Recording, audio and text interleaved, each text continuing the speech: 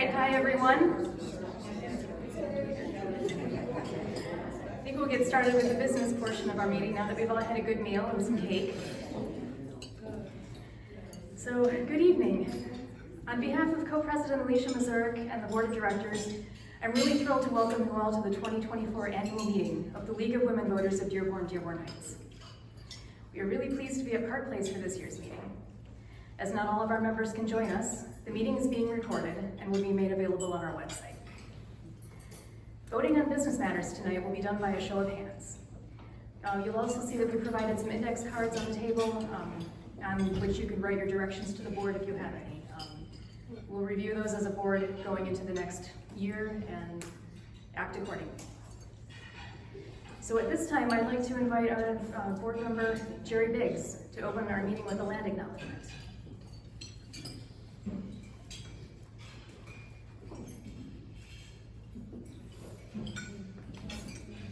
Good evening, everyone. We begin our meeting by acknowledging we are gathered on the ancestral, traditional, and contemporary lands of the Anishinaabe peoples, known as the Three Fires Confederacy, the Ojibwe, the Odawa, and the Potawatomi, and of the Wyandot people.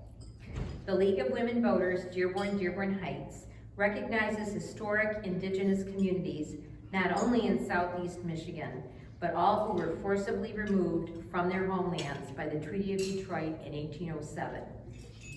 We further recognize the ongoing relationship of dependence upon and respect for all living beings of earth, sky, and water.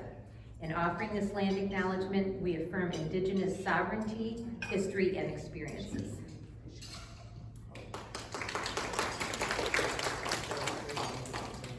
Thank you, Jerry.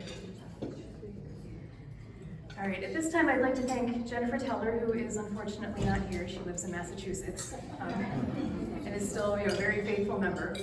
Mary Jo Dearborn and Alicia Mazurek for all of their work in organizing this meeting and compiling the meeting packet. And I'd also like to thank everyone else who has contributed time and labor towards this meeting. So far, it's been a success.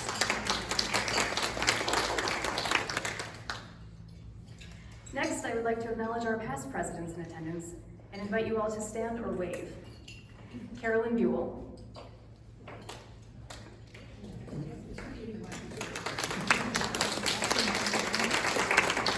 Mary Bujaya. Betsy Cushman. Mary Jo Dearborn. Chris Sullivan-Rathwell. And Tony Trant.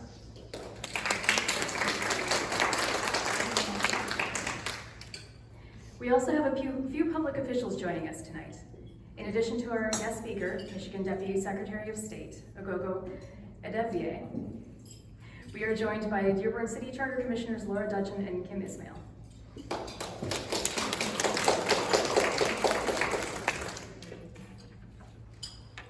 All right, now we can move to the business part of our meeting.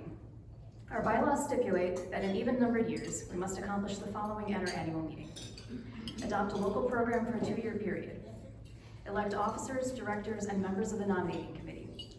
Adopt an adequate budget. And transact such other business as may properly come before us. Our bylaws also state that 15% of the membership as of January of this year, or 13 members, must be in attendance to reach a quorum at this meeting. I don't think that's a problem tonight. Thank you all for attending. We certainly have a quorum. Finally, our bylaws state that the minutes of the annual meeting must be approved by a minutes reading committee of at least 3 members. Our Secretary Geraldine Gruno will record the minutes and submit them to Mary Jo Dearborn, Connie Mitchell, and Tricia Yoakum, who have graciously agreed to serve on this committee. Thank you all. Once the minutes are approved, the committee will submit them to the board for approval at our September meeting, and they will be included in the 2025 annual meeting packet. Approved minutes from the 2023 meeting can be found on pages 3 to 9 of this year's meeting packet. Okay, so as I mentioned, the first order of business on our agenda is to adopt a local program for the next 2 years. Our local league program is in addition to the program that our delegates will vote to adopt or amend at the upcoming national convention, which is next weekend, I believe. Alicia and I thank all of the members who participated in our national program planning earlier this year. And details of this process can be found on page 10 of the annual meeting packet. This year, following a review, the board recommends the readoption of our current local program positions, which cover various topics of importance to our local communities, including city planning, housing, police community relations, support for local public schools and the regional public transportation system, coordinated multi-level long-range planning for the Rouge River Basin, and wastewater management. Our full slate of positions can be found on our website by choosing Positions under the Advocacy heading in the sidebar menu. I now call for a motion to readopt our local program as indicated. So moved. Do we have a second? I second. Thank you. Is there any discussion? All right, seeing none, at this time I will call for a vote on the current motion. All in favor of readopting our local program as indicated, please raise your hand. All right, all opposed, please raise your hand. Okay, the motion passes. Thank you. Next, I'd like to discuss a couple of board decisions that we made back in January. So to affirm our positions at all levels, the board approved the following diversity, equity, and inclusion policy, which can also be found on page 11 of your meeting packet. LWV is an organization fully committed to diversity, equity, and inclusion, DEI, in principle and in practice. DEI is central to the organization's current and future success in engaging all individuals, households, communities, and policymakers in creating a more perfect democracy. Diversity refers to population groups that have historically been underrepresented in socially, politically, or economically powerful institutions and organizations. These groups include, but are not restricted to, populations of color, those who identify as LGBT, people with disabilities, women, etc. Equity is an approach based in fairness to ensuring everyone is given equal opportunity. This means that resources may be divided and shared unequally. Inclusion refers to the degree to which diverse individuals can participate fully in the decision-making processes within an organization or group. We commit to increase diversity in the recruitment, retention, and retainment at the national, state, and local level, and in the leadership and executive roles. We commit to making deliberate efforts to ensure LWV is a place where differences are welcomed and every individual feels a sense of belonging. In January, the board also approved some minor changes to our nonpartisan policy to clarify the restrictions on the office of president or co-president in terms of serving in political office or supporting candidates or parties, as well as the allowed extent of financial support for a party or candidate. The updated policy can be found on the members page of our website.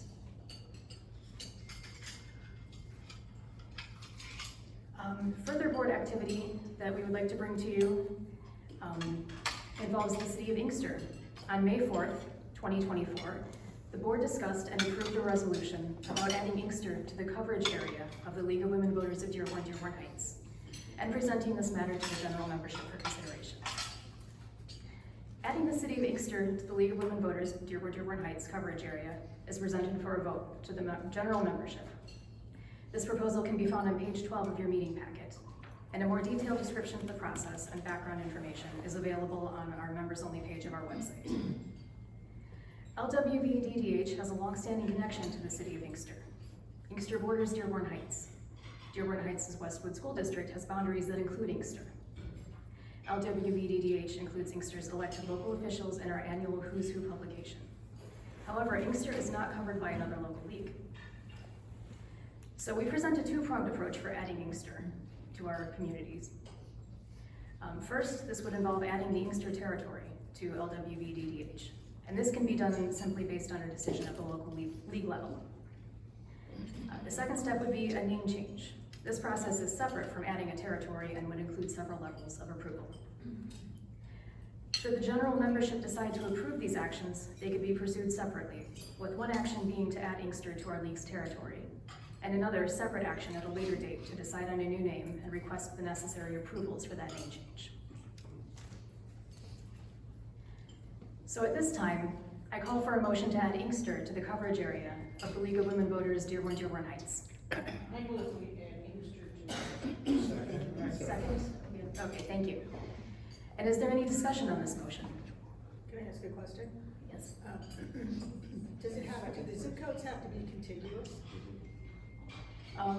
You know, like could Detroit and Inkster, do the zip codes have to be contiguous? I believe so, and Detroit already has its own separate league. No, I know. I'm saying it makes sense to add Inkster because we are bordered with Inkster. Right. But when you go to the big League of Women Voters, do they check to see if you're adding a zip code that's next to your zip codes? I believe so. Alicia, you might be able to shed more light on that. That specific issue was not brought up as any type of requirement. I do know that in our research and our, what we did before taking the issue to the board, we conferred with the state, and they talked about this has been done. They talked about how certain leagues have added on zip codes. They were well aware of our longstanding connection with Inkster, and as it happens, zip codes of Inkster, we are contiguous. The Dearborn Heights zip codes are contiguous to Inkster. So to answer your question, I don't know that it's specifically required, but we are contiguous. The zip codes. Yeah, So just yeah, wondering. yeah, but it wasn't anything that was raised as far as that was a requirement. I mean, I understand your point though. I mean, if some If league we're at one not, part of the it's fine, state, pick 'em up. yeah. I mean, we didn't ask that as a question because we already knew that we were contiguous. So All right, thanks. yeah. Thanks.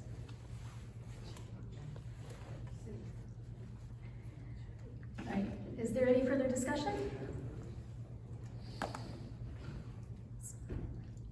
Okay, seeing none, this time I will call for a vote on the current motion. All in favor of the motion to add Inkster to the coverage area of the League of Women Voters Dearborn-Dearborn Heights? Oh, your hands are already up. Great. All right, are there any opposed? Okay, wonderful. Inkster is now part of the coverage area.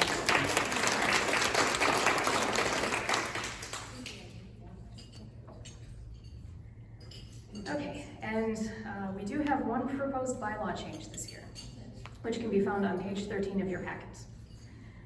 The structure transformation journey, including a unified due structure, was approved at the 2022 National Convention. As this transformation is still unfolding, certain details have yet to be finalized. However, it is anticipated that these details will be finalized and fully implemented in the early calendar year 2025. So at that time, our bylaws will be brought into compliance with the unified due structure at the annual meeting to be held next year. In the meantime, the language to be added at the beginning of the current bylaws document is as follows.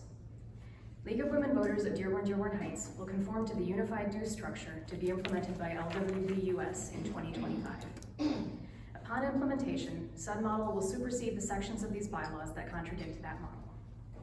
Specific new bylaw language regarding dues will be adopted in 2025.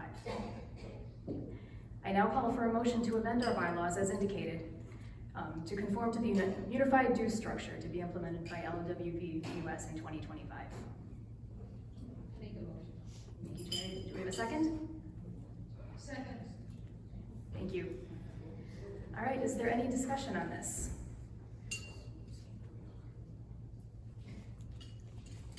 Okay, seeing none, at this time I will call for a vote on the current motion.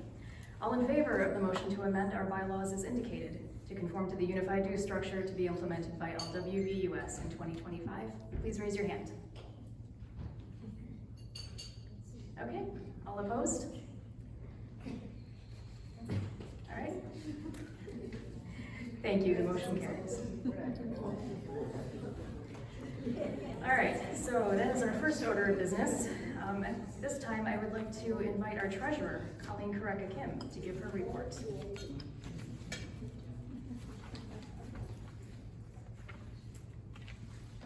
Hello. All right, I'll try to keep this quick. And then I'll also be doing the proposed budget after we're done with the treasurer's report as well. But okay, so this is all as of April 30th, and it's on page 14 of your annual meeting packet. So our total bank accounts, right now we have $20,377.66. And then we've got a couple notes down here. So our budget versus actuals for our general and education funds are on track. We think we're gonna finish this fiscal year that ends on June 30th within the budget. So that's exciting. I'll get into some of the details of that on the next page. And then also we have a shout out to Marlene. Where's Marlene? I think I saw her. She's in Mexico. She's in Mexico. I thought I saw her. Whoops. Okay, well, we had 2 fundraising campaigns this year. And so we had a fall campaign, and it was for our friends and supporters and a solicitation for Who's Who, and that was very successful. And then we also had a spring campaign that was a mailing of Who's Who with the donation and renewal form, which was, again, resulting in me cashing a lot of checks, so that was great. And then also, our board recently voted to ask members to donate homemade baked goods to be sold at a general membership meeting and programs that are open to the public. And so if you're interested in helping to organize that, I was going to say ask Marlene, but since she's gone, you can find her email on page 14. But okay, so getting into some of the details. So our member dues income was a little lower than we had budgeted. We had budgeted about $6,000. We came in as of April 30th at about $3,700, and so we've adjusted our 2025 budget accordingly, and I'll get into that in a bit. But our member contribution income and non-member contribution income was higher than we had budgeted as a result of Marlene's efforts.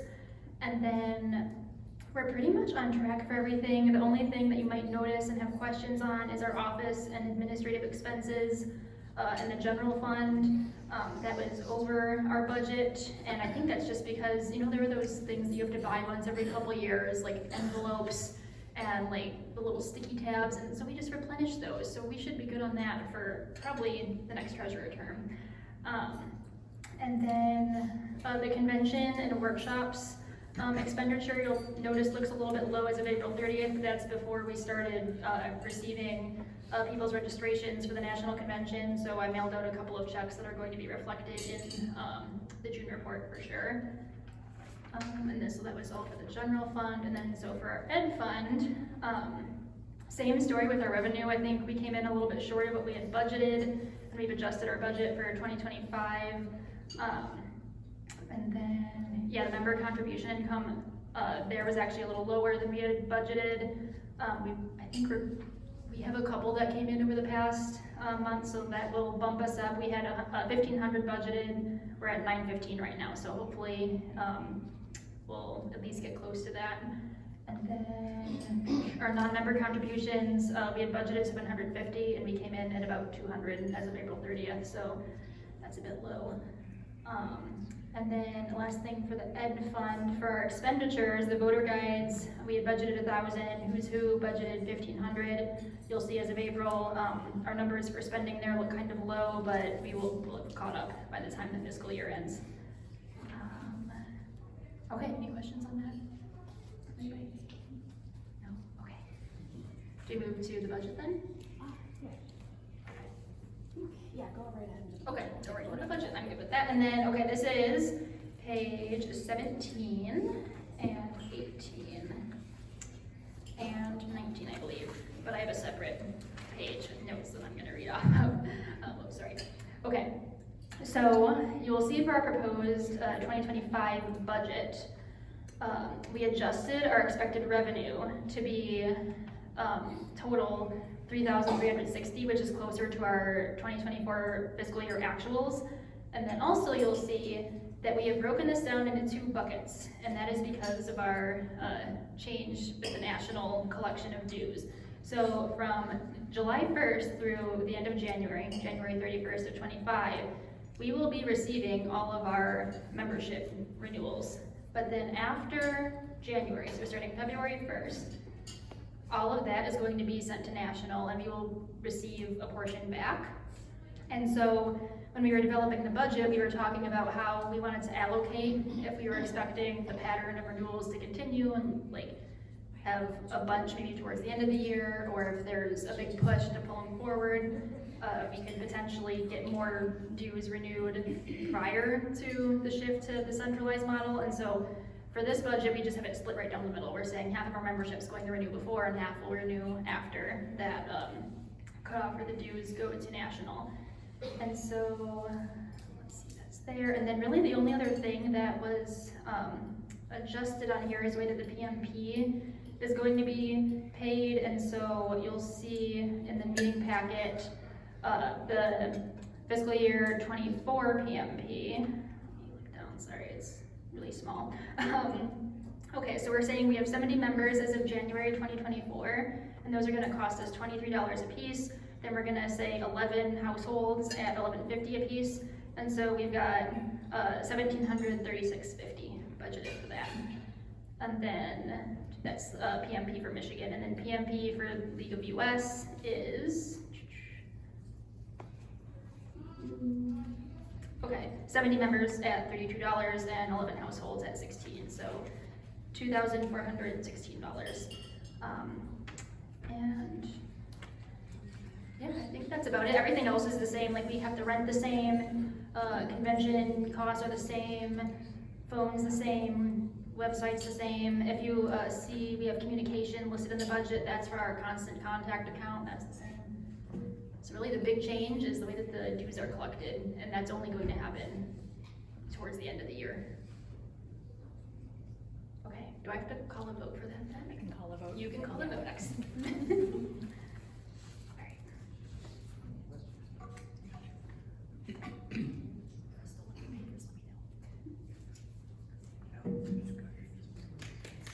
All right, thank you, Holly. I'd also like to thank in absentia Mona Hamoud, who chaired our budget committee this year, which included Colleen, of course, and our assistant treasurer, Jennifer Teller. And they all worked diligently to produce a balanced and feasible budget, which Colleen has described.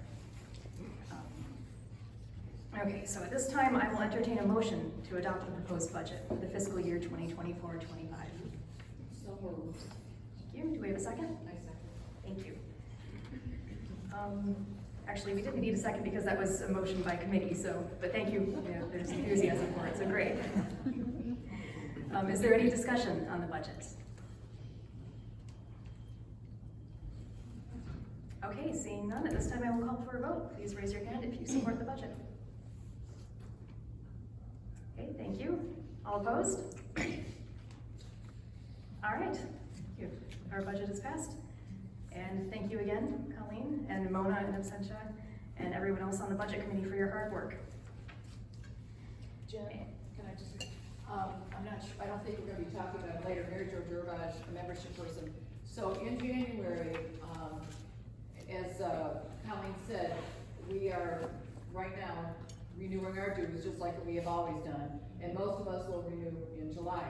However, in January, we are, all the members should receive something from National telling us about the new journey of change. So, and it's gonna be asking for some information so that they can populate their own records or make sure they're the same as, you know, what we have given them. So, just wanted to let you know that. Thank you, Mary Jo. That's very useful information. So everybody keep an eye out for that, and we'll communicate as much information as we can as the transition happens. All right, one more thing to discuss under finances. A financial peer review of the 2023-24 fiscal year was completed earlier this year by Mona Hamoud and Marianne Pagula. Marianne is here. Who found our records to be in good order. So thank you, Marianne, and thank you, Mona, again in absentia, for your service. And I know Colleen already mentioned Marlene Kilby's fundraising work along with Jennifer Teller. They've both come up with some creative ideas and made timely efforts to keep us well funded. So thank you both.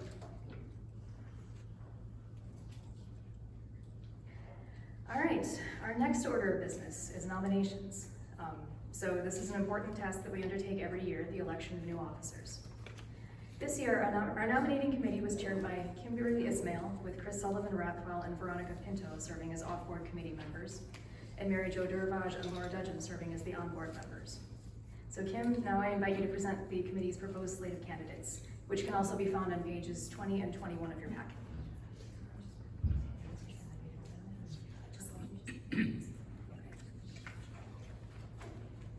So before I begin, I want to talk a little bit about our Facebook page real quick. So Betsy and I handle the league's Facebook page. All the posts that you see are posts that we post every day. So last week when I went on to do a post, I got a message saying that we have been unpublished, which means they took our page down because our page, for some reason, didn't meet community standards. which I thought was odd because everything that we post about is basically reposts from the Secretary of State or government. We rarely ever do our own posts. So I reached out to a couple technical people as well as the National League to find out what the story was with this and why this was happening. And Betsy said she had heard that this happened to other leagues and that their pages were taken down for about 30 days or so, and then they were just suddenly reappeared again. So we're still trying to find out what the mystery is and why we're not living up to community standards. Is it because we like to defend democracy? I'm not sure. But Laura? Were we given a timeout? We were given a big timeout. So we'll keep looking into it, and I just wanted to give everybody an update if you don't see posts going on from our Facebook page.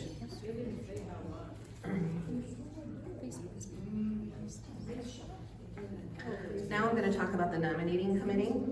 This is the nominating committee for next year for 2024-25. I personally want to thank all the members that agreed to stay on, and I want to thank the new members that are going to be joining us. So Karen Jones will be vice president. Treasurer will be Lisa Hicks Clayton. Mary Jo Dearborn will be one of our on-board directors, as well as Laura Dungeon. Myself will be nominating committee chair again. Marlene Kilby will be a nominating committee member, as well as Christine Sullivan-Rathwell. So thank you, ladies. Members remaining on the board and co-presidents of Alicia Maruzik and Jennifer Oliver. Secretary will be Geraldine Grumnow. Director will be Jerry Biggs. Director Connie Mitchell and Director Jennifer Teller. Awesome. Okay.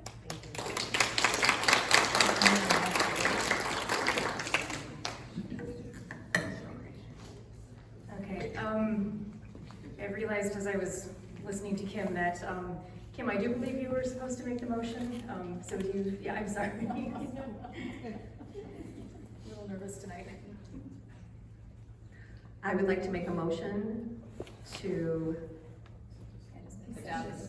adopt the slate for next year for the nominating committee. Okay, you're all done.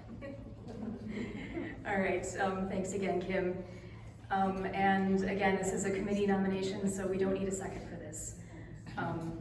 But at this time, I am required to ask whether there are any nominations from the floor. And our bylaws state that I have to ask 3 times, so for the second time, are there any nominations from the floor? All right, last chance. Do we have any nominations from the floor? Okay, seeing none, I will entertain a motion, we've entertained a motion, and, okay, so the single ballot election of the proposed slate has been moved. As it has the support of the nominating committee, as I mentioned, no second is needed. So at this time, I will call for a vote. So all in favor of the current slate on the table for next year, please raise your hands. Okay, thank you. All opposed? All right. We now have our slates, and as Kim mentioned, we have several members remaining, and so I'd like to welcome our new members and congratulate our ongoing members. And thank you.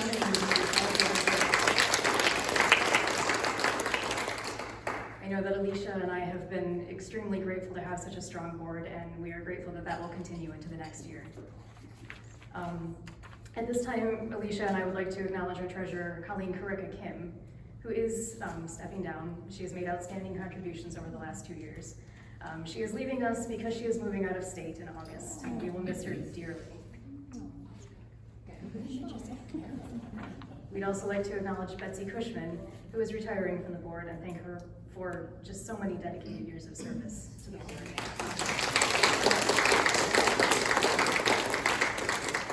And we'll miss seeing you every first Saturday, but we are happy that you will remain with the league and participate as you can.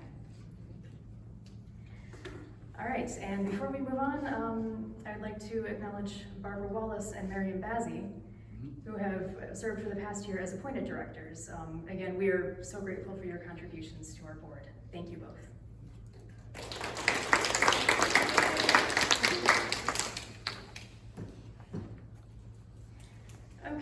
so at this point, I will move to a brief overview of the voter service report, which is really, oh, Mary Jo. Could I just, you'll notice membership and communications are on the agenda, but those are all in your packet. But I did want to mention to people who care about things like the Facebook, there is a National League of Women Voters Facebook page, and it's called League of Women Voters, what's it called, Media? What is it? With the press. New media, I think it's called New Media. Right. So that's where I've seen all the stuff about people's Facebook coming down. So anybody can join it, but it's really a good source, so thank you. Thanks, Mary Jo. All right, so as I was saying, voter service is really at the core of what we do as a league. So this committee and its tasks fall under the league's education arm. And at the local level, our voter service team works year-round to produce, publish, and distribute various voter education materials, enter local high schools to educate students about voting and help them register, and volunteer at various events to help raise awareness about voting and elections in our community. This past year has been no exception. 2023 was a fairly quiet election year in Dearborn and Dearborn Heights, but under the direction of Chair Betsy Cushman, our volunteers have continued to work. In early 2024, our Who's Who Your Elected Officials team, led by Tricia Yoakum and Jennifer Teller, publishes annual informational resource in both English and Arabic for distribution throughout our communities. This spring, our Youth Voter Registration Project, led by Laura Dudgeon and Miriam Bazzi, worked with more than 50 classrooms and 36 student volunteers in 9 high schools. Currently, Jennifer Teller is updating Vote 411, our online voter guide, ahead of this August primary election. The voter service team is planning a member meeting to plan for the upcoming elections, so watch your email for more information about that. And for additional information, Betsy's report can be found on pages 24 and 25 of the meeting packet. At this time, I'd like to invite Laura and Miriam to come up and tell us a little bit more about the Youth Voter Registration Project, which is very exciting.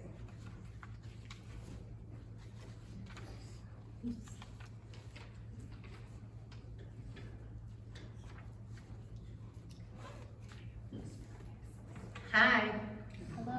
Hello. Hi. What a team we make. We really do. Team Miriam and Laura. And we really have a great time, but we work our tuitions off, getting the word out to the high schools and to engage the students. And it all started with Betsy, and it's evolved into a new program where I find the best part of what we do is our priority exercise. I mean, we educate the students on to voting registration, the options for voting, the ways to vote, but we actually ask them for their input, and we want to know what's important to them. And we do a study. We had over 1,000 students participate in our priority exercise. And this year, the top 5 issues that they voted on collectively, we put all the schools together, all the classrooms. No 2 classrooms were exactly the same, but collectively, they had a lot in common. And Miriam will tell you which ones were the leading top 5. Thank you, Laura. So the first choice among all schools was genocide and ceasefire. Second was economy and inflation. Third, gun laws. Fourth, student debt. And fifth, healthcare. But that shows their responsibility and their thinking, because these were the #1 issues, and we got to share that with them. We're going to be calling you all next year, and hopefully we might even start this thing in September, try to get into them schools to get them on board for the presidential election. Plus, we don't have the constraints. We get to register 16 and 17-year-olds now. Pre-registered. But yeah, well. Pre-register. Well, I don't wanna. No, but I mean, we were pre-registering the 17-and-a-half-year-olds too, Yeah. so. Now we're starting Now earlier. we're going to get earlier, but hopefully we'll, so more is to come, but I'll be hounding you to see if you want to help us, because it's very, very rewarding, it really is. Yes, and if you do get to work with amazing student volunteers who do the presentations with us, so it's always really fun and very rewarding. Okay, that's it, thank you.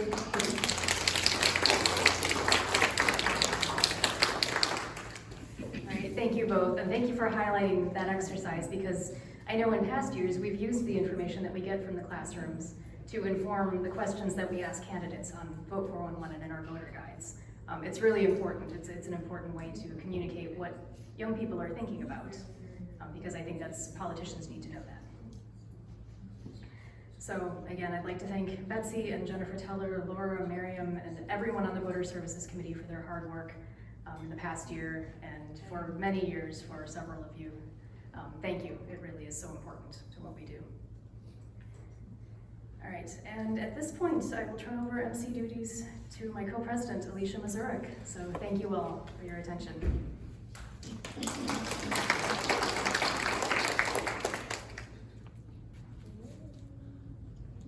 Thank you, Jen. Just a little bit about things we've talked about already, communications and membership. Under the communications umbrella, in addition to our newsletters, Mary Jo has maintained our website along with Jennifer Teller, and Betsy and Kim Ishmael have run our Facebook page very successfully, and we look forward to getting past the latest snafu, and thank you, Kim, for providing the update on it. So this year on the social media front, our league joined TikTok. And that was thanks to the efforts of Colleen Kareka Kim, our treasurer, and also to the efforts of many of you. I see many familiar faces, TikTok stars here in the audience tonight. So thank you for working with Colleen to film those videos throughout our community and really get the word out about our organization and our community. So, and again, if you're interested in being a TikTok star, there are always more opportunities for that. So thank you all for your careful work regarding our social media and communications channels. And anyone who may have Instagram or X skills that you'd like to donate to our league, please speak to Jen or myself. We'd be happy to put you to work in that regard regarding communications. Regarding membership, our membership chair, Mary Jo Durvage, has worked tirelessly to welcome new members into our league, keep track of all our existing members, remind us about our dues, and compile and send 2 newsletters each month. As of the end of May, our league is 94 members strong, and this year we welcomed 7 new members and 4 returning members. The names we have here, and I do apologize if this isn't up to date, because I know Mary Jo is always updating the figures, but the names I have here are Roberta Adamson, Andrew Angel, Jean Angel, Miriam Bazzi, Margaret Danigelis, Bridget Gothrop, Nicole Gearing, Patsy Knoop, Jan Schultz, Kimberly Whitsett, and Kristen Zatwarnicki. So, our members are throughout Dearborn, Dearborn Heights, Inkster, and other communities in Southeast Michigan. And as Jen mentioned earlier, we have a member we're nationwide, because we have one of our members is in Massachusetts. Loved our league so much. So, Mary Jo, thank you for your service in helping us with membership. I'd also like to recognize our very active contingent of members at the lovely Allegria Village in Dearborn. They work in their own community and beyond to promote our mission to educate voters and champion league positions. Barbara Wallace assumed leadership of the Allegria contingent this last year, and the members there, you meet regularly and you provided educational and informational programming on our elections. And this year in particular, we held 2 town halls at Allegria. We had one event at the National Popular Vote Compact, and then another event on the new Michigan voting rights at Allegria. And so we're real pleased, and we thank Barbara and all the members there, because it took a lot of work and coordination regarding that. And all those events that we hold at Allegria are always open to the public. So we thank you for opening up your doors to us for that. So thank you, Barbara, and all the Allegria members.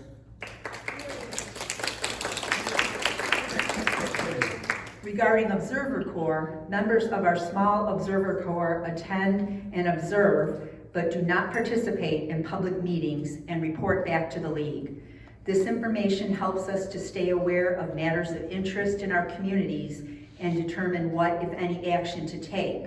And we do that, because in particular, we've had Marlene Kilby's reports on the Dearborn City Charter Commission and Veronica Pinto's reports on the Dearborn Public Schools Board meetings, and both of their observations and reports have guided our decisions about submitting opinions to the Charter Commission and also producing our recent censorship and issues panel discussion that we had. So we hope to continue growing the Corps over the next year. So please reach out to us if you're interested. I mean, there are many local government units that have meetings in our community, so there's many opportunities for Observer Corps. And if you want to have information about the current reports that our Observer Corps prepares, that's in the members only part of our website. And if you have difficulties or want to know more about how to get onto that website, Mary Jo is our guru on the website, so she can help you access that part of this website. So that's a bit about Observer Corps. Regarding our Vice President in Advocacy, our Vice President, Karen Jones, she's done an admirable job of leading our Advocacy Committee this past year. We're especially proud of the work that the committee did to host a number of important events that we held. We held an event on voter misinformation and election integrity back in October, and in May we held the panel discussion on the censorship issues in education. So Karen has prepared a report and it can be found on page, I believe, 24 of your packet. But I want to thank Karen for her efforts and the entire advocacy committee who worked on putting on those events this past year. So thank you, Karen. Thank you, Advocacy Committee.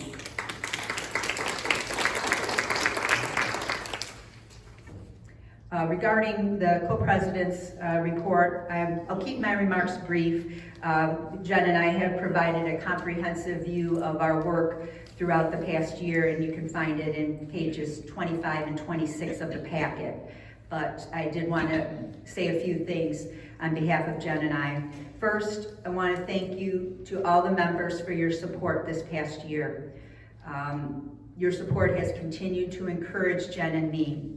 Your dedication to community service has inspired us, and I look forward to working with Jen over the next year as we continue to serve you and grow our league. During this year, we have enjoyed seeing many of you in person, including a number of in-person events that we held at Allegria Village, at Mona and Abed Hamoud's lovely home in December. And even marching down Michigan Avenue, saw some of you as we did that on Memorial Day at the parade in Dearborn. This past year, we really focused on holding more in-person events, and besides those that they've mentioned, we were also able to do it with the October event that we held on voter misinformation, the town halls at Allegria that we held on National Popular Vote Compact, and the Michigan expanded voting rights, and the education censorship issues panel discussion, and also earlier this year we held a in-person event on the Dearborn Schools and Henry Ford College millage proposal. So we really, we really made a concerted effort on that this year, and that took a lot of effort by many of you in this room. So I'd like to, please give a round of applause to all of you for the work that we did, because the board really made a focus of doing that this year. So thank you. So this is a major election year. We're in the middle of 2024 right now, and so far we've had the first time of early voting here in the state of Michigan, which was a big thing. We had a February primary. We've had some special elections in Dearborn Heights. And that's just the first half of the year. So the second half of the year will bring the August primary and November general elections. And in case you haven't already heard, this year is a presidential election year. So it's a big election year. As always, we will continue to provide the online and print voter guides for the election. And Jen has talked about how our team, Betsy and Jennifer Teller, the Vote 411 team, how we're doing that. So please, please, please watch for the volunteer requests from our Voter Service Committee about distributing items. And also, please keep an eye out and please continue to keep the word out about the need for poll workers in our community. This is a major election year, and every community that we serve and throughout our community needs poll workers. So please, we do what we try to do. We do clerk engagement with the clerks in our area, and that's one thing that they always want us to put the word out on. So please continue doing that. This is an even-numbered year, and that means that there's a national convention. As Jen mentioned earlier, it's taking place next week. And our league, Dearborn Heights, will be well represented. We have in-person delegates. Laura Dudgeon is an in-person delegate. And yes, and I'll be the virtual delegate. We'll be the voting delegates for the convention. But we have more members who are attending. We have Connie Mitchell. She'll be a delegate, a voting delegate for the state. Bridget Gothrop will be a voting delegate for another league, and Mary Jo will also be attending virtually. So as you can see, our league will be well represented at this year's convention. So,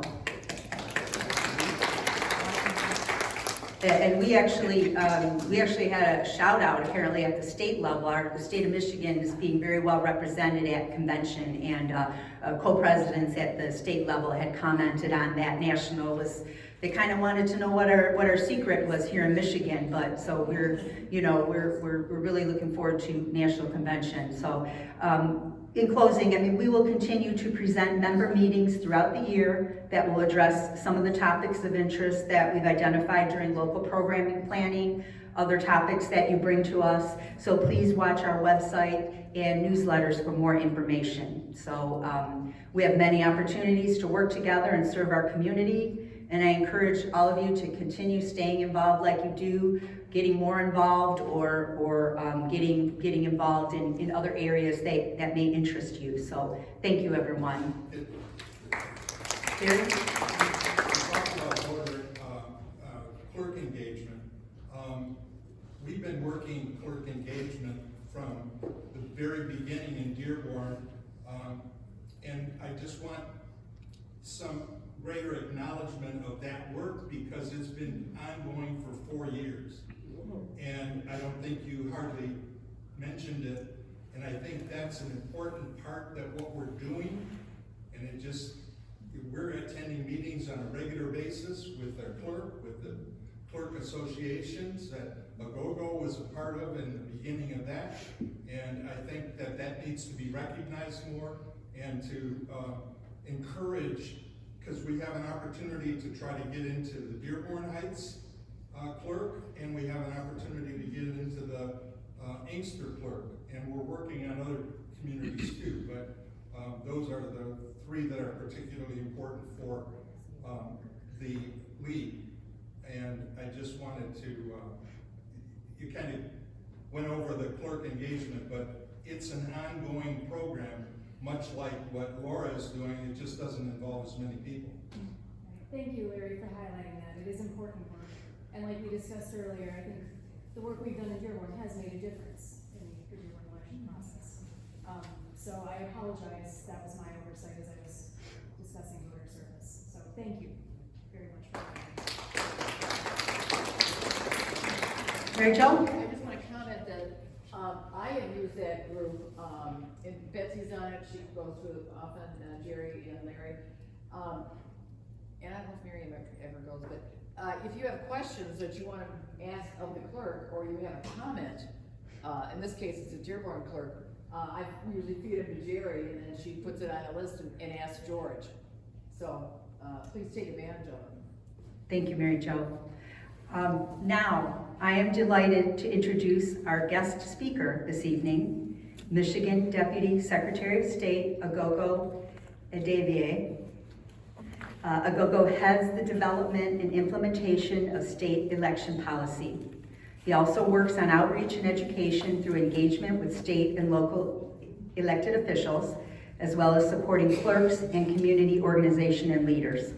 A graduate of the University of Michigan Law School, Aghogho has played a critical role for more than a decade in protecting voters through his advocacy for ballot drop boxes, early voting, and protections for election workers.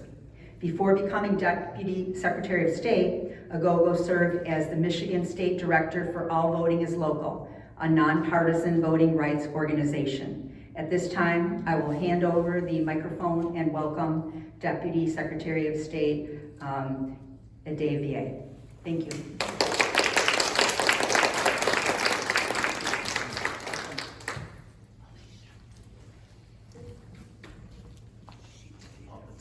It's wonderful to be with everyone and to see some familiar faces. I just want to thank Alicia and everyone for their wonderful hospitality this evening, and also give a shout out to our own state representative here, Aaron Burns. We've worked really hard together on the introduction of the BRIGHT Act, which we need desperately to bring some transparency and some sunlight into Lansing and all the wonderful things that we do in Lansing on ultimately your behalf.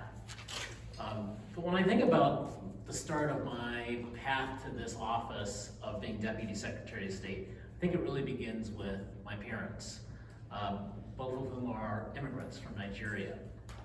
My dad ended up in Michigan kind of by accident. He wanted to continue his education, and he knew exactly one American. And this American told him to apply to a place called Andrews University in Berrien Springs, Michigan. And so that's where he applied, and here I am. And my mom, came here because she wanted a fresh start and wanted to kind of see what America was about and take advantage of the opportunities that we sometimes take for granted. And both of them, I think of them coming and leaving everything they knew behind and starting anew in a country that was, strong in democracy, but the country that they left had a history of coups and had a fragile democracy that they were, leaving behind. And they emphasized to me throughout my childhood how important it was for every single one of us, citizens of this country, to do our own part to preserve everything that we hold dear. I remember when I was a kid, I would sometimes walk with my dad to our polling place, which just happened to be just down the street from our house. So we'd walk on election day, and I'd see him cast his ballot. And it was really wonderful to kind of witness that miracle of democracy every 2 years. And it's something that we have increasingly taken for granted, and now we know is on the ballot this year and really front and center for all of us, especially those of us who are here together to work on pro-democracy and voter protection efforts. But that history with my parents really inspired me to start getting involved. And so when I got to law school at the University of Michigan, some friends of mine reached out to me and asked me to be part of voter protection efforts in the 2010 election. And so I signed up wide-eyed to be a poll challenger. And I took the training, and I went and sat at, I remember it's Ann Arbor, the community school there. And I spent the whole entire day just, sitting, observing, doing the things that you guys do so well. And I did that again in 2012, and I did that again in 2014. And then eventually I started to gain responsibility, and I worked in the leadership of some of the voter protection campaigns that I worked on, and was a voter protection director for a candidate. And this whole entire time, I never really considered this to be a career path. I just thought this was something I was doing as a favor towards my community, for friends who were in need and needed some help. And then 2020 came around. And I was starting to think about, that admonition I had from my parents of, everyone has a role in our country, everyone has a role to contribute. And I was thinking about how was I going to contribute in this presidential election year of 2020 and make a difference in my own community. And so while I'm having this kind of conversation with myself, I was on Twitter and happened to notice a job posting for All Voting is Local. They were hiring the Michigan State Director. And I took a look at it and I thought, well, I've done all of these things just by following my passion for our democracy. And I applied and they hired me. And so it was kind of happenstance, but also the right thing for me at that moment. And I thought, I had this whole entire vision of what 2020 would look like, and then the pandemic happened and turned it over and upside down. And we had to kind of recalibrate. And one of the things that we focused on was installing drop boxes all across this state. We installed 466 drop boxes across the state throughout 2020 to ensure that citizens had a safe way to cast their ballots in the midst of the pandemic. We also worked with Voters Not Politicians to stand up MichiganDropbox.com so that voters could find their drop boxes in their own communities. But of course, doing all that work, working together with the League of Women Voters, with the League of Conservation Voters, and so many other dedicated partners, we still saw January 6th happen. We still saw the insurrection happen, and we still saw 21 anti-voter bills be introduced into the Michigan State Senate to try and silence the voices of Michigan voters everywhere. And so seeing that, we decided at All Voting is Local that we needed to do more. We needed to go on the offensive. And we published a white paper, a number of white papers on drop boxes, more funding for local clerks, pre-processing, early voting, and more assistance to recruit poll workers so that every single community had enough election workers to get out the vote. Ultimately, these conversations led to Proposal 2, which passed with over 60% of the vote in this state, a bipartisan majority, which is something that we all can be proud of, because I think at the end of the day, the issues, when we really look at them, are what unite us. Personalities divide us, and we have to get back to a place where we're focusing on how we're going to move forward as a community, issue by issue. And so now we have 9 days of early voting. We have prepaid postage for absentee ballots and absentee ballot applications. We also have automatic AV ballot sign up so that if you want to get an absentee ballot every single election, you can sign one application and you'll automatically get sent your application or your absentee ballot every single election cycle. And we have a standard now that there must be at least one drop box in every single community with at least 15,000 voters. So if you have more than 15,000 voters, you have to have another drop box. And so after all of these things, great things happen, I really was focused on, okay, how are we gonna transition as an organization at All Voting is Local to this post-Prop 2 era? And then I got a phone call. You get those phone calls and sometimes, you see it and there's like, oh, there's no number, there's no name behind this number. You're like, should I pick it up? Well, I picked it up that day, and on the other end it was Jocelyn Benson, offering me the opportunity of a lifetime to be the Deputy Secretary of State for Michigan. And as she was telling me about this position, and over that weekend as I thought about it, I was trying to balance the love I had for All Voting is Local and the advocacy space, and also taking on this new role. And so I decided that I wanted to help implement Proposal 2. And I wanted to do that by helping develop tools to ensure that every voter had access to this new wonderful provision that we put into our Michigan Constitution. I also wanted to work to protect election workers, and I wanted to work to ensure that we were facing artificial intelligence head on. And so in the year and a half that I've been Deputy Secretary, we've really worked hard to address all of these issues. We developed an early poll book, an early voting poll book that is connected to our database in Lansing. that ensures that if someone votes at one early vote center, they can't go to another early vote center and cast another ballot. That if somebody registers to vote during that 9-day period, that they instantly can go to the early vote center and cast their ballots that way.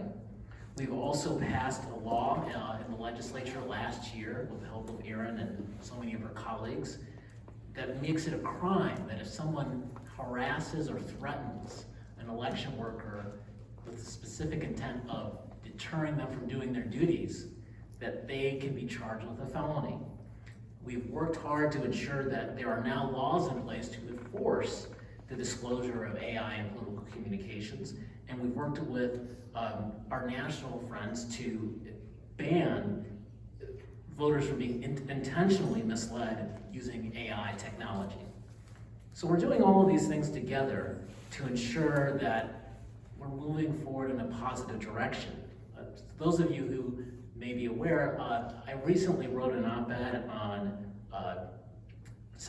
former Secretary of State Richard Austin, and it was interesting to reflect on his legacy and what we're doing here today. One of the most popular things that he accomplished during his term was putting in place what we now know as Motor Voter. And Motor Voter has started in Michigan in 1975, became the national standard in 1993, and we've actually improved upon it by passing secure automatic voter registration last year in the state of Michigan. But do you know it took him 3 years to pass Motor Voter in this state? I think we think of all these things that we now take for granted. Motor Voter, the QVF, qualified voter file, and we were like, well, nobody would ever be against this. But people were. And people are opposed to the things that we're trying to do even now. So I bring that up just to make it clear to everyone that, yes, we are in difficult times. There's no doubt about that. But if we persevere, if we stick together, there's a light at the end of the tunnel, and we're doing things that are going to ensure that our democracy itself has a future. And so what can we do together? What can you do to help us in this election cycle? Number one, be a poll worker. Go to michigan.gov/democracymvp and sign up to be a poll worker. Learn the facts. It's so important because we are sometimes in these conversations that just happen where someone might bring up a piece of misinformation or disinformation. And if you have the facts right there at your fingertips and you can push back against it in real time, you can help us dissuade these campaigns against our democracy. So you can go to michigan.gov/SOS fact check and get those tools right at your fingertips. And if you're hearing about the disinformation campaign, you can email us at disinformation@michigan.gov. And of course, I think one of the things that I found so helpful when I was with All Voting is Local, and I know we really do need now, is the monitoring that this organization does all across the state at all 83 state or county board of canvassers. Monitoring the canvassing process is a dry and sometimes boring process, but it allows us to have instant feedback about what's happening at every single corner of the state. And it was extremely critical in 2020 so that we could have you as our eyes and ears to ensure that our democracy persevered and that we actually certify the results. So together, we can really work together to ensure that our democracy will be strengthened and that we have the shining light ahead of us. So with that, I'm really grateful for this opportunity, and I'm open to taking your questions.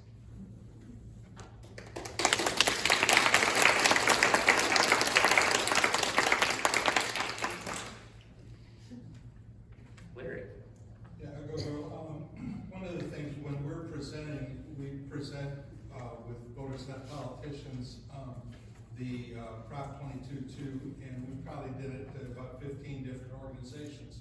But it's really important to keep doing that so people understand. But one of the important reference points that we talk about is the Michigan Voter Information Center. And I wonder if you have advocated for that, or are you in charge of that through the Secretary of State? I know that you can access it through the SOS website, but they also have it separately, the Michigan Voter Information Center. Yes, so Jocelyn is ultimately in charge of everything in their department. But yeah, I do, there's a lot of work that we do together in the department to ensure that what we appropriately call inside baseball MVIC is up to date. And that's, you can go to michigan.gov/vote and access that. And so you can find your polling location, address, your early vote location and the hours, and then also your Dropbox location. And we're constantly working to update that website. But what I've learned, I remember when I was with All Voting is Local, we were really focused on ballot tracking, which is a part of Proposal 2. And I remember having a conversation with somebody at the Bureau of Elections, which is within the department, and saying, well, why can't you guys just do this?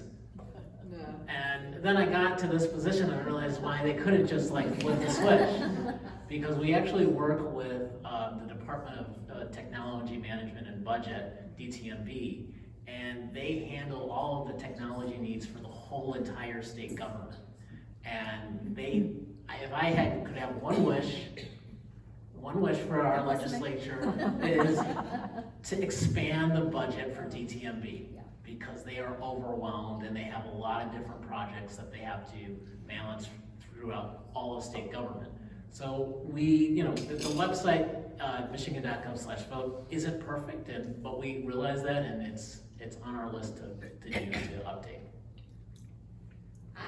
To add to what you said, I was really impressed because I was following it for the 16, 17-year-old pre-registration. And originally I was told it wouldn't happen until June, and we were in the high schools in the spring. And it came through in March or April. So I'm impressed with their speedy actions on getting it into the website. And Yeah.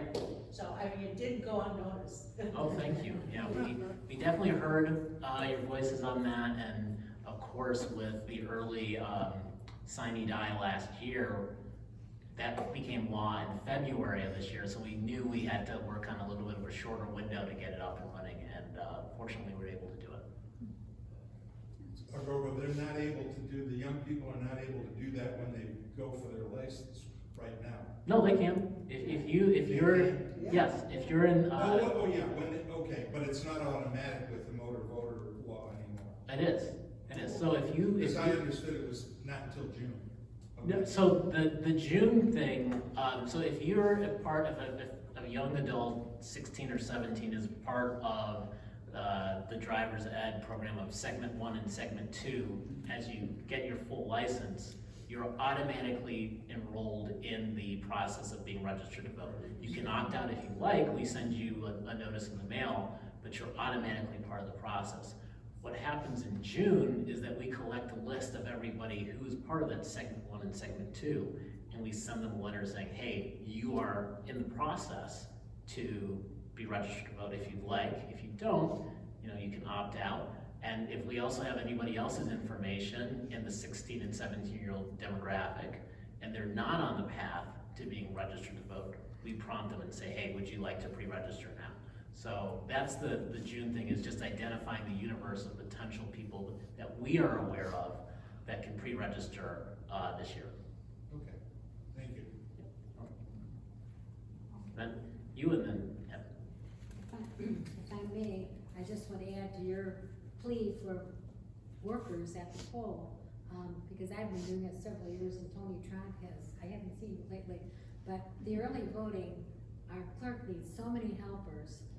I've already signed up for 2 days at early voting, and then election day I'm going to be at Woodward School, which is all day. So they need all kinds of this early voting.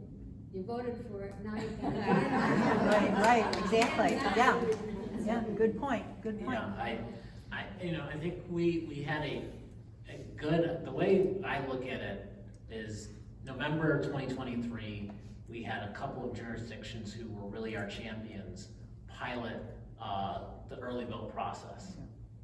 And then we took it statewide in February of 2023, and we saw at the core operational level that early voting works in Michigan. There was a lot of doubt, and I'll just give you a small story. When we came out with the white paper at All Voting is Local about early voting, I went to testify on it before the Senate Elections Committee. And the chairwoman at the time was our former Secretary of State, Ruth Johnson.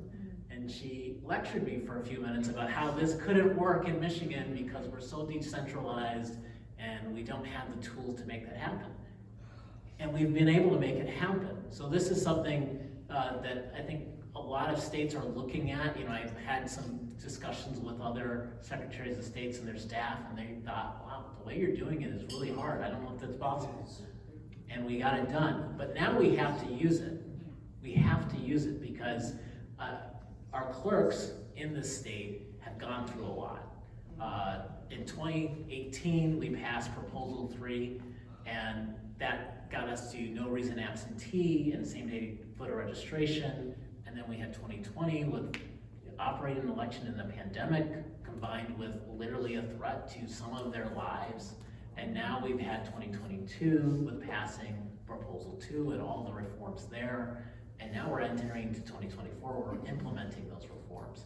So they are under the gun, and we have, pushed these reforms because we think ultimately they will be beneficial to voters all across their state. But they have to see that so that they feel like the work that they're doing is actually moving the ball forward. So I encourage all of you to encourage everyone in your network to take advantage of early voting in those critical 9 days. You made a point earlier about Richard Austin's The Motor Voter Bill, and I was very excited when that took place. But in your department right now, is there any discussion about automatic voter registration once a person reaches voting age? There are some European countries that do have that, and I would actually like to see that done. Yeah, so I would say between everything that we're doing with the SAVER bill, with the constitutional amendment, and actually Proposal 3 from 2018, which means that if you enter to a Secretary of State office and do any transaction, you're automatically put on the rolls. There's such a small universe now of people who aren't covered by automatic voter registration. And most of the people in that small universe that aren't registered are people who have decided on their own not to register. I think there are some states in this country that don't have voter registration, and that might be something we pursue in the future. But right now, we're really focused on making sure Proposal 3 from 2018 and Proposal 2 from 2022 are implemented in a way that it restores a lot of confidence in our electoral system. But thank you for your question. Gia? Yes. Thank you. First of all, thanks for explaining about the young people and how they register, because I was a little confused about that. You mentioned the report on this poll book and early voting. Yes. What is that something that's on the Secretary of State's website, or? So we have a kind of a FAQ page, which is michigan.gov/early voting, which can tell you about all the ins and outs about early voting in much more detail. But that poll book, so let me take you through. So there's something called the qualified voter file. And the qualified voter file, or the QVF, has the name and voter registration of everyone registered to vote in the state of Michigan. And then right now under the law, on election, but at the 4 p.m. The day before election day, so that Monday, most communities, and then I think Detroit has an exemption because they're so big, the clerks have to download information from the QVF onto a poll book, which is used to check in voters as they're voting at a precinct. So we had to replicate that process for early voting. And that early voting poll book is updated in real time with new voter registrations that are put through the QVF, and also with the data that somebody has cast a ballot.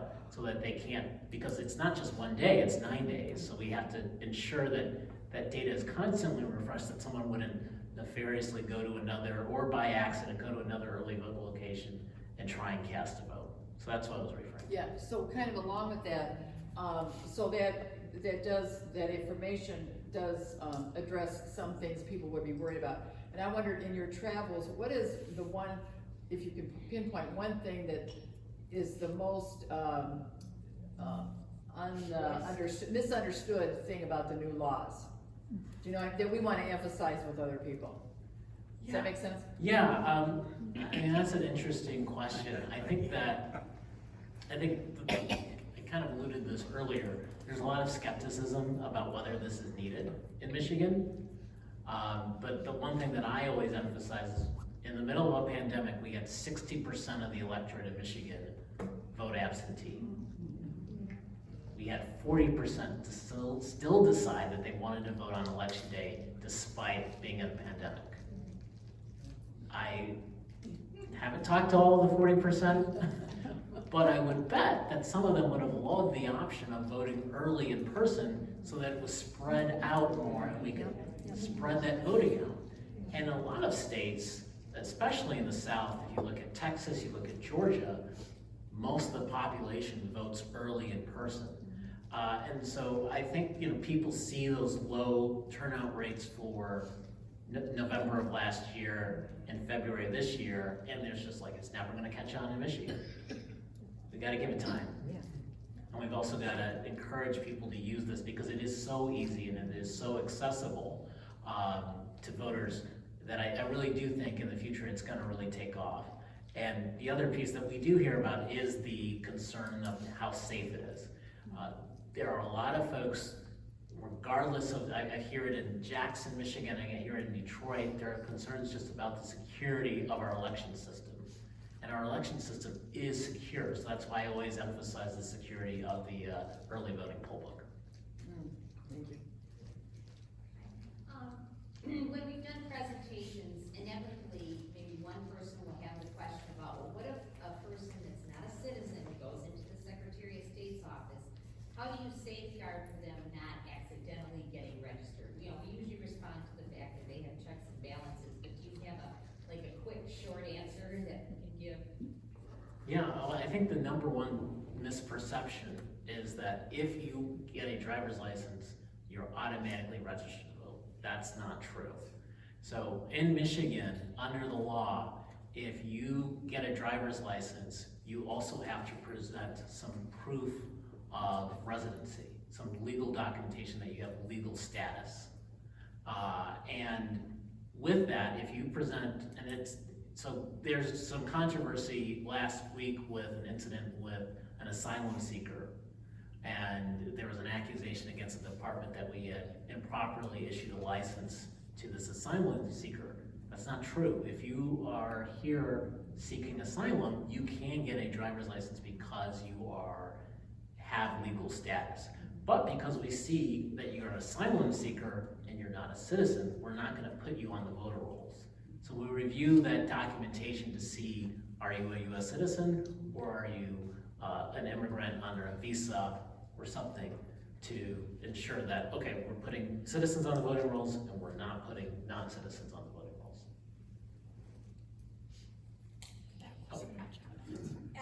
Currently, we can go to the polls, we can do the early voting, and we can do the absentees. And all of them have there's good reason, like some people, they can't go to the early voting, so they want to do the absentee. Yeah. But I've also heard that we're now going to be losing a lot of our precincts because it's just so expensive. I mean, all of this early voting and the absentees, that they will have reduced the number of precincts, which will make it hard for some people to walk to the polls. And it might be too far for them to go to the central location of where they can vote. Can you address that at all? Is that really something that could possibly happen? Yeah, so I mean, as you can tell from my story, literally walking to the polls down the street was part of my early experience with our democracy. So I understand the concern, and we did. So under the previous law, you could have no more than 2,999 voters assigned to a precinct. Now we've taken that number to 4,999. You know, and we did get some pushback, but I think the fact is that we have more options for voters. And we have to understand that there's going to be a severe strain on the resources of local clerks who, before 2018, had, you know, you had to be over 60, have a religious reason, not be in your community on election day, and then I think the other one is you had to be disabled. So the pool of voters taking advantage of absentee voting was much smaller, and then now you also have early voting as another option. So all of these, the increased options are great, but that also means that we have to kind of take another look and inventory at the existing election day option and right size it for the time we're in. So. If you could name one thing that's very rewarding about what you do every day for the great state of Michigan, what would it be? One thing. You told us. You gotta pin it down to one thing.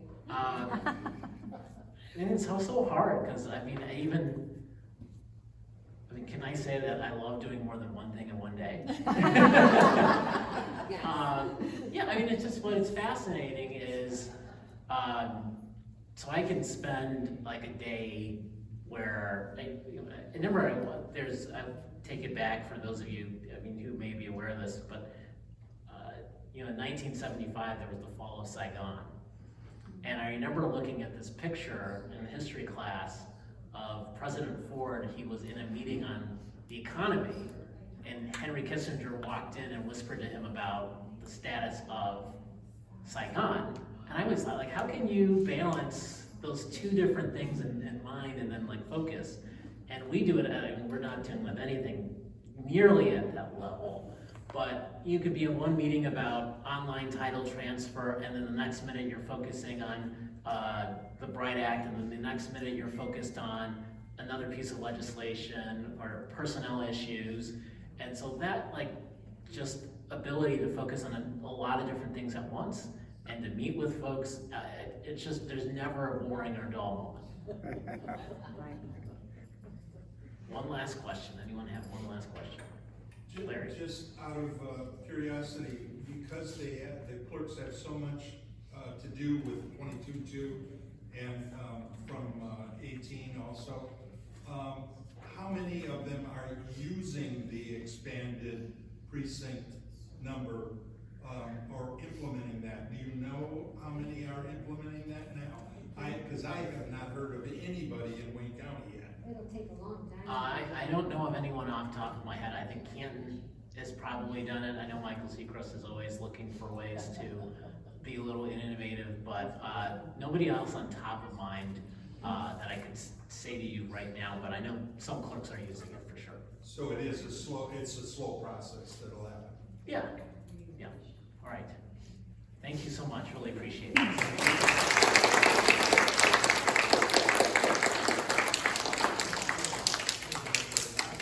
Aghogho, thank you very much for your remarks and for your generosity in taking our questions. Appreciate it. I do have a token of appreciation that I'd like to present to you on behalf of our league.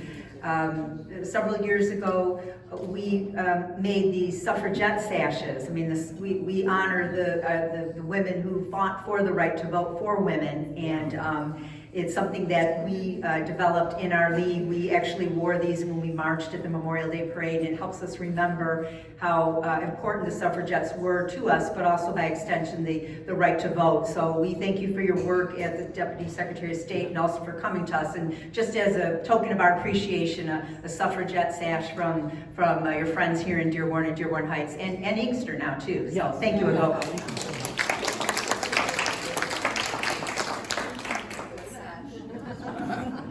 With the suffragette colors, yes. How about this? Yes, thank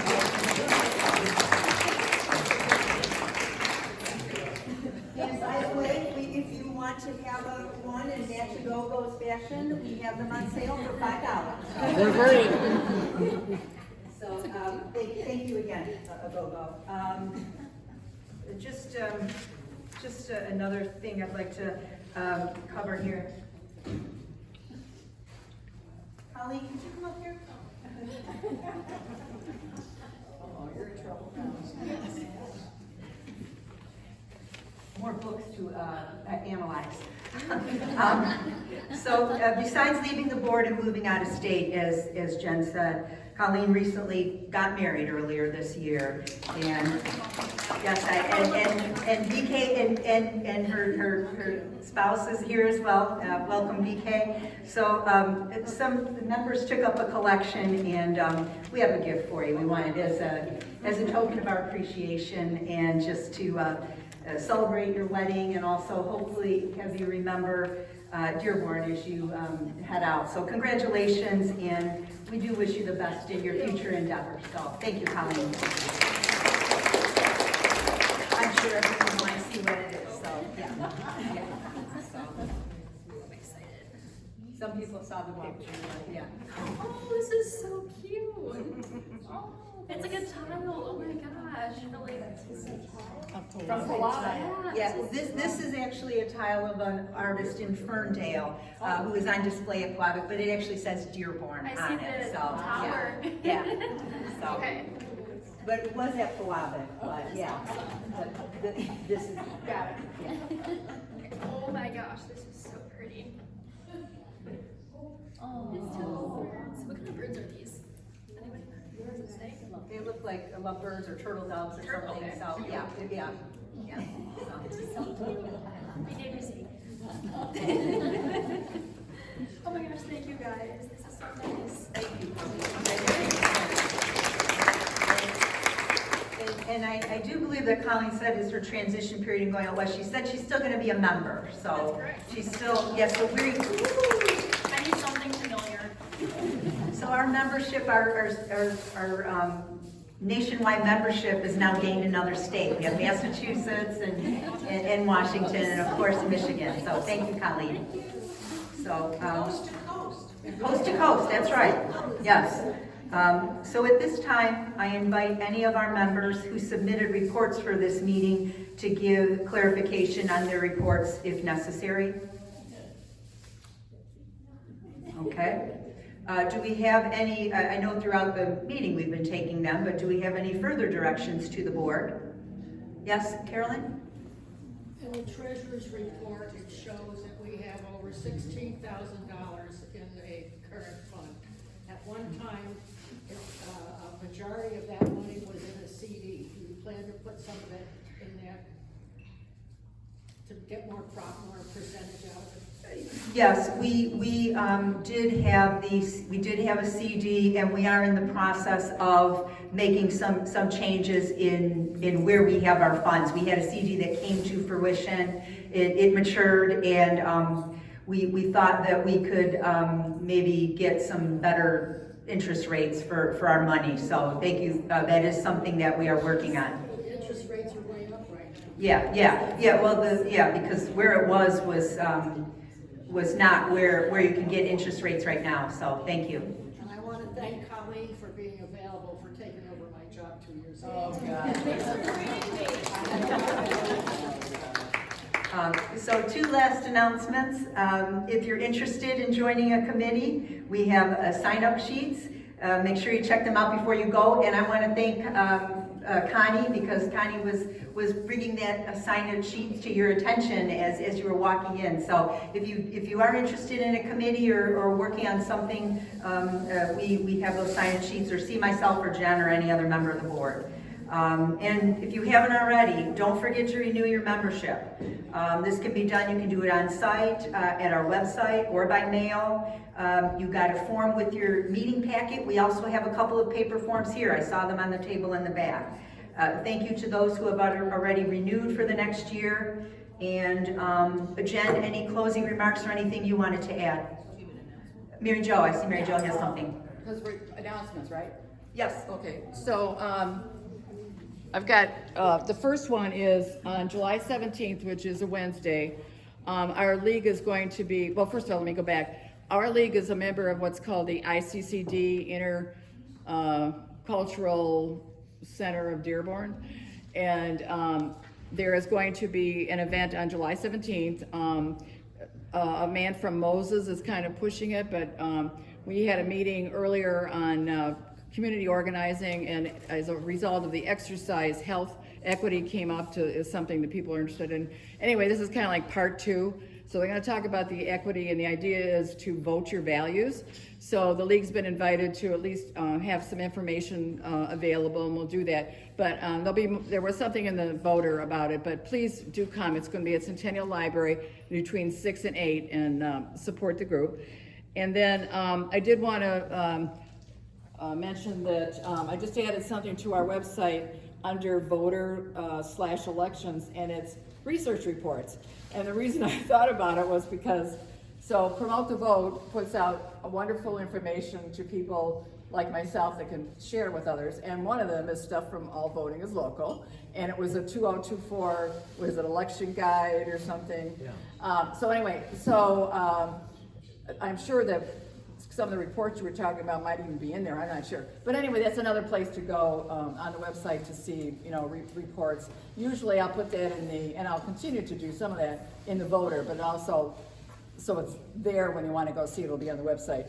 And then Alicia mentioned the sashes, but there's also some junk on the table that's in my house. I'm trying to get rid of stuff. So there's calendars and buttons and just a plethora of different things. So anyway, thank you. Thank you, Mary Jo. Oh, yes, if anyone, we have flowers at the table that Chris had very generously donated, and so please, if someone at your table would like to take the flowers, please go ahead. Can Chris tell why she chose those? Oh, I chose those because Mary Jo told me this story. And the women's suffragettes and sunflowers were their special flower. So, thank you. They celebrating the women's suffragettes. They got us here where we are. That's right. Okay, so take the sunflowers. Thank you. Laura? I just want to mention too that tomorrow and Friday, or Saturday, that the league is going to be hosting a table at the Wyandotte First Pride Festival. So we'll be there to register any voters, but to be also in the community. And please, if you have any time, stop by. Oh, well, that's the point. That's important. Alegria Village is going to host a charter commission event where we're going to, well, at least Glenn and I and possibly Kim will be there to explain. The charter will be on the ballot, and the Dearborn charter will be on the ballot in August, so we'll be there to do a presentation. Yeah, that's July 8th, excuse me, July 8th at Alegria Village at 3 in the afternoon. And anybody is welcome to come.